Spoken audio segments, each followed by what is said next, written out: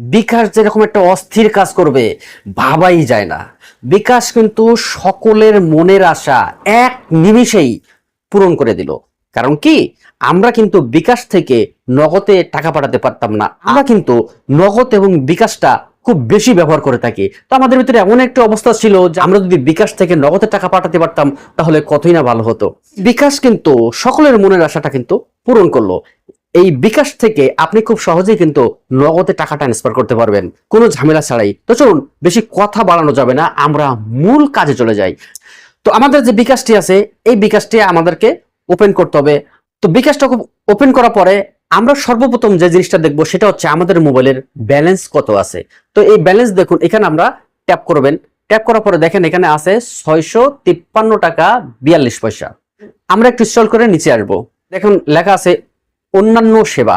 Scroll করে এদিকে আসবো, আসার পরে দেখেন এখানে লেখা আছে এনপিএসবি। এই লেখাটার উপরে ক্লিক করব। এমএফএস অ্যাকাউন্ট, এখানে আপনারা ক্লিক করব। ক্লিক করার পরে এমএস অ্যাকাউন্ট যোগ করুন, এইখানে আমরা ক্লিক করব। ক্লিক করার পরে দেখেন এরকম তিনটা অপশন আসছে, এখানে আছে ট্যাপ, রকেট এবং নগদ। তো যেহেতু আমরা বিকাশ থেকে নগদে টাকা পাঠাবো তার জন্য আমরা এই নগদে ক্লিক করব। ক্লিক করার পর এখানে দেখেন লেখা আছে যাচাইয়ের জন্য আপনার চেহারা স্ক্যান করুন, শুরু করুন এখনই। এখানে আপনি ক্লিক করবেন। এখন দেখাচ্ছে মাথা উপরে তুলুন, দেখেন ছবি ঠিক যেভাবে করছে এইভাবে মাথাটাকে একটু উপরে উঠালাম। আমাদের এটা কিন্তু স্ক্যান হয়ে গেল। তারপর দেখুন এখানে বলছে মাথাটা একটু নিচু করুন, এটাও আমাদের কমপ্লিট হয়ে গেল।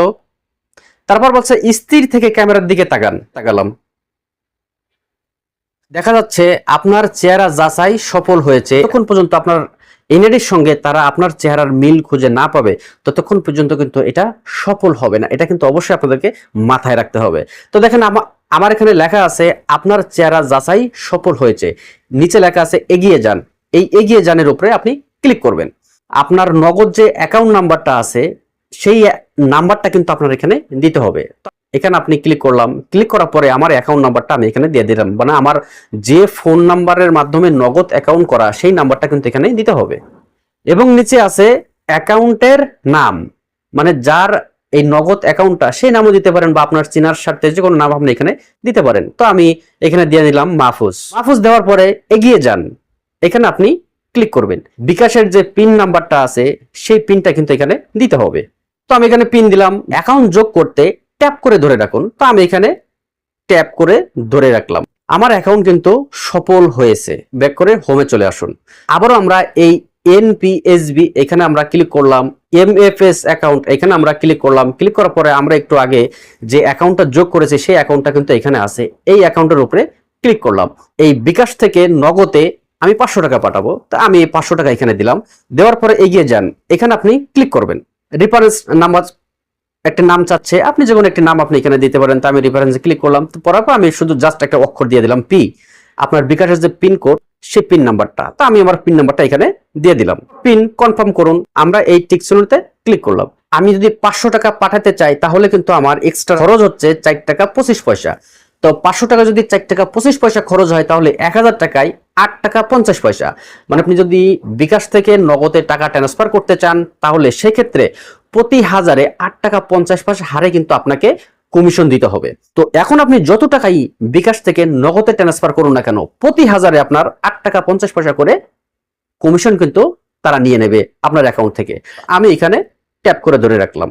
আমাদের এটা কিন্তু সফল হয়েছে এবং মেসেজ আসছে নগদে রিসিভ ফ্রম এমএফএস 500 টাকা আমি কিন্তু দিয়ে দিয়েছি, সেটা কিন্তু সফল হয়েছে।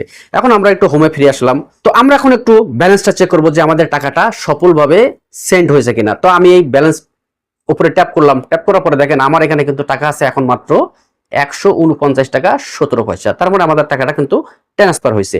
এখন আমরা মোবাইলের হোম বাটনে চলে আসলাম। চলে আসার পরে এখন আমরা আবার চেক করবো আমাদের নগদে টাকাটা ট্রান্সফার হয়েছে কিনা। তো আমরা নগদটা ওপেন করলাম। আমরা এখন ব্যালেন্সটা চেক করবো। ব্যালেন্সটা চেক করার পরে দেখেন এখানে আছে 502 টাকা 45 পয়সা। এখন আমরা একটু স্টেটমেন্ট দেখবো। তো নোটিফিকেশনের এখানে ক্লিক করলাম। ক্লিক করার পরে দেখেন এখানে লেখা আছে রিসিভ মানি এনপিএসবি 500 টাকা বিকাশ, মানে বিকাশ থেকে আমার এই নগদে 500 টাকা কিন্তু চলে আসছে।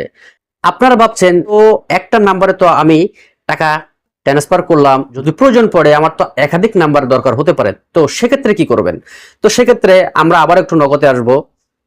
নগদে আসার পরে ঠিক সেই এনপিএসবি এখানে আপনি আসবেন, এমএফএস অ্যাকাউন্ট এখানে আপনি ক্লিক করবেন। ক্লিক করার পরে নিচে দেখেন লেখা আছে এমএফএস অ্যাকাউন্ট যোগ, এখানে যদি আপনি ক্লিক করেন ঠিক সেম প্রসেসে আবারও কিন্তু আপনার সেই সেলফি ভেরিফিকেশনটা করতে হবে। একটু আগে যে নিয়মে আপনাকে দেখালাম ঠিক একই নিয়মে আপনাদের কিন্তু যে কয়টা অ্যাকাউন্ট আপনি এখানে যোগ করতে চান, বিকাশ হোক বা রকেট হোক বা ট্যাপ হোক, অ্যাকাউন্টে আপনি যোগ করতে চান সেম প্রসেসেই কিন্তু আপনাদের এখানে যোগ করতে হবে। এবং এইভাবে আপনি কিন্তু একাধিক নাম্বার, একাধিক অ্যাকাউন্ট আপনি এখানে যোগ করতে পারবেন। তো এই ছিল বন্ধুরা আমাদের আজকের ভিডিও, দেখা হয় পরবর্তীতে। ভালো থাকবেন ততক্ষণ, আল্লাহ হাফেজ।